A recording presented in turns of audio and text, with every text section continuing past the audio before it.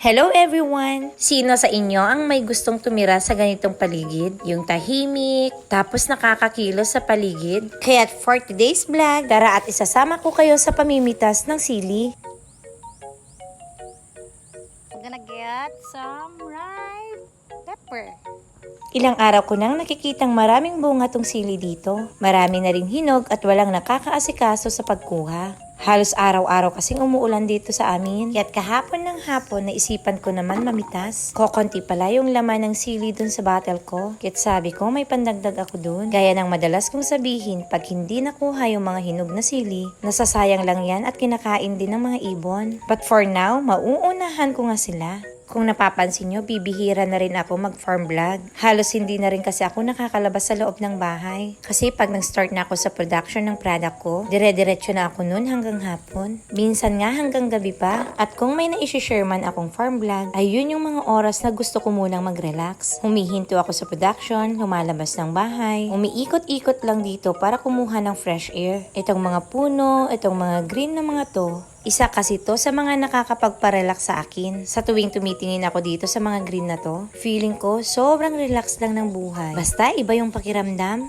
May kagaya din ba ako sa inyo? Kahit 30 minutes lang na nakatingin dyan, nakatayo lang, ay feeling ko nakaka-recharge na. Medyo gumagaan yung pakiramdam ko. Lalo nung mga oras na to, alam nyo bang huni ng kulisap yung mga naririnig ko dito? At lagaslas ng tubig galing dun sa patubigan. Para nga talaga akong nasa baryo lang. Kahit nasa commercial town naman talaga ako. At ipaparinig ko sa inyo konti dito. Ang sarap kasi talagang pakinggan. At gusto ko i-share sa inyo kahit ilang seconds lang.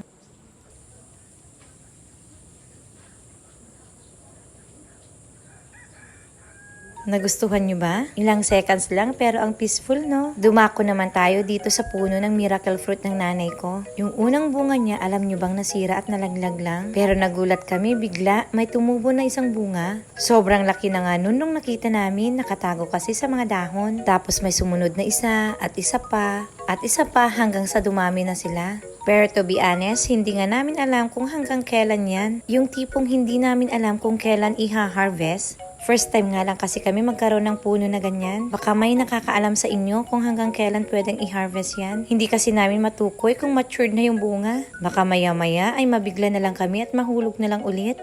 Iniisip ko talagang mag-experiment sa isang bunga nito. Ginagawa daw kasi itong juice. Marami nga daw benefits yung prutas na to. Alam nyo bang isang sanga lang daw yung tinanim ng nanay ko dyan? Halos 2 years nga pala bago mamunga. Imagine nyo, itusok nyo lang yan sa paligid tapos mamumunga na ng ganito after 2 years. Tuwang-tuwa nga ako nung pagkakita ko nung super laking to. Mas malaki pa kasi talaga sa ulo ko niyan.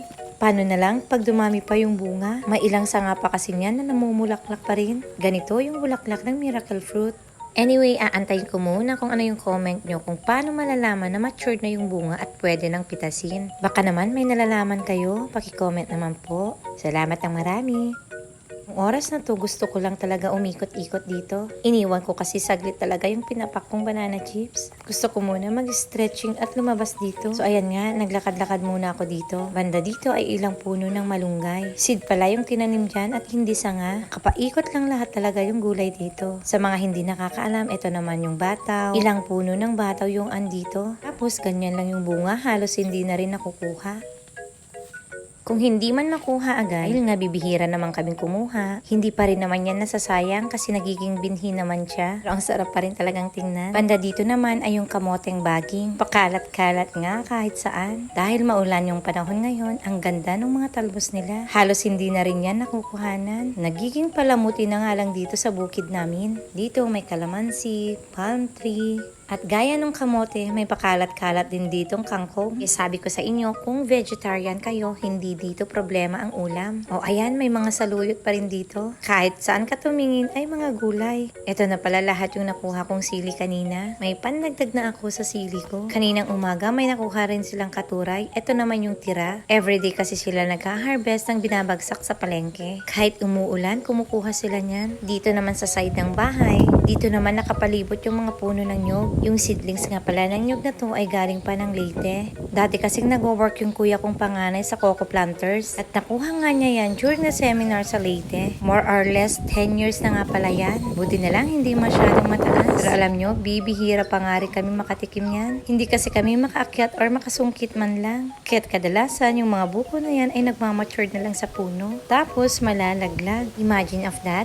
Living in a rural place from a commercial town. Mas masarap nga talagang tumira dito kesa dun sa may city mismo. Or I mean dun sa sentro. Kasi halos dikit-dikit na yung bahay dun. At sobrang init na nga. Sementado dun, patag yung daan. Accessible sa paglabas ng bahay. Samantalang dito, malayo. Actually, hindi naman ganun kalayo. Pero ang problema namin dito ay maputik na sa labasan. Pero sobrang peaceful dito at relaxing. O yan, na-relax din ba kayo sa video na shinare ko ngayon? Natuwa din ba kayo? Kung napapansin nyo, medyo random na talaga yung content ko ngayon. Pero sana naaliw pa rin kayo. Hanggang dito na lang muna ulit. Kasi maghahanda na ako sa event na pupuntahan ko mamaya. Abangan nyo ulit yung next na vlog ko ha. Yung meet up ng dog sa Aritang Nueva Vizcaya. Hanggang sa muli!